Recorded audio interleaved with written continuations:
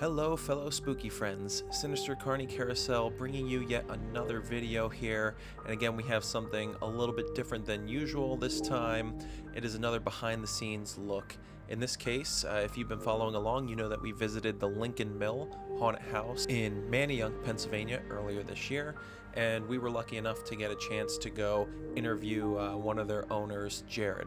And so we want to bring that to you and talk about their Christmas event that they have coming up.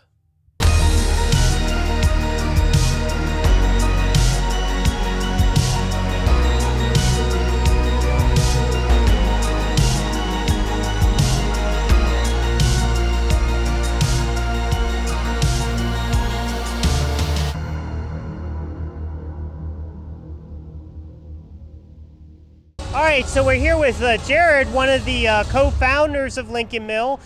Jared, great attraction. You know, a lot of special things we don't see in some of the other haunted houses. We'll be commenting on later on our video. But how'd you get into this? How'd you get started? Sure, yeah. So ever since I was a kid, I've been running home haunts. Probably since about like 6 years old at my parents' house.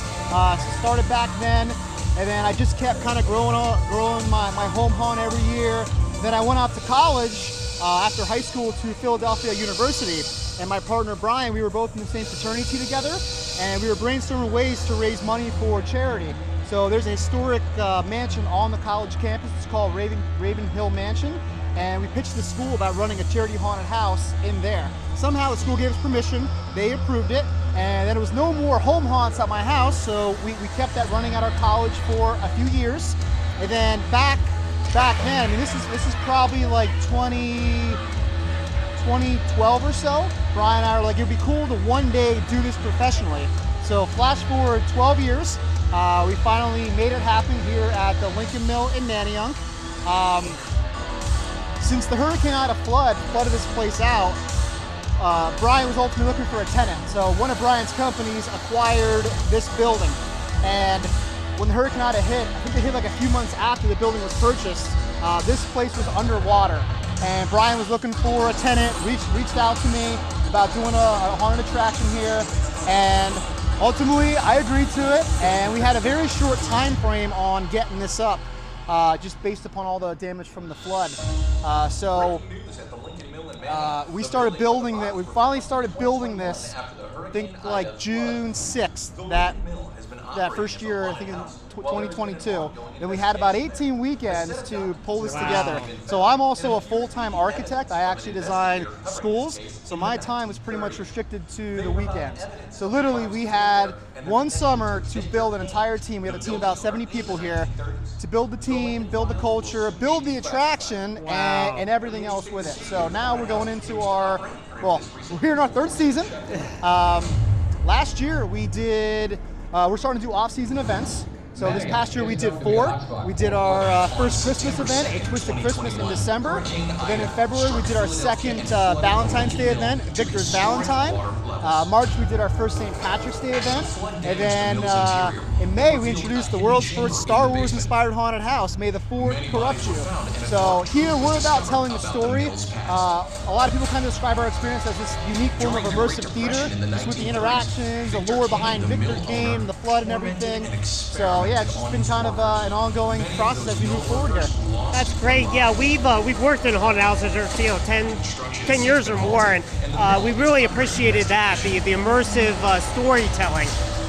You don't see that a lot. You know, you have your actors in a haunted house say, you know, get out or boo or whatever, and I only picked up on about halfway through. They're interacting with me. I mean, they're asking me a question. When I give them an answer, I mean, they're following through with that, and they're really interacting. We really appreciated that. Plus the story. You know, you get a story as you go through. It's not just this room's a cemetery and this room's a seance. I mean, that's nice. Don't get me wrong, but this immersive, interactive thing, it's really great.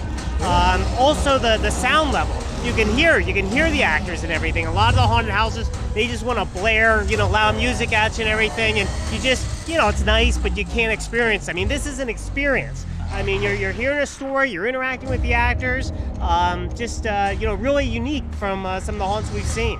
So, Oh, thank you, I appreciate it. Yep, we really appreciate it. Thank you. Thank you. Alrighty guys, so pretty cool there to hear Jared's take on, you know, how Lincoln Mill got their start, how he got his start and got into the haunt industry, and then also, you know, where they kind of get their, you know, their take on a haunt. Being that it's more of an immersive storytelling, interactive, theatrical type of performance, in Jared's words, which we definitely noticed while we were there. Now, you did hear that the Lincoln Mill does a bunch of extra type events throughout the year to give you a couple more days of scaring throughout the year, and one of those being their Twisted Christmas. So at the time of release of this video, it will be Friday the 13th, very cool. December 13th though, not October unfortunately for Halloween, but still Friday the 13th nonetheless, in December 2024.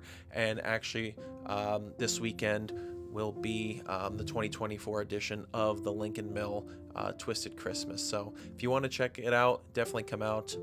All the information can be found on their website, how to buy tickets, being able to buy tickets, and everything that you would need to be able to come out. Based on what we saw from the haunt during the Halloween season, we think it's going to be amazing. I know you know, Jared said that they change everything around with the lighting and the soundtrack and everything like that. So pretty neat. We think it's going to be a fun time.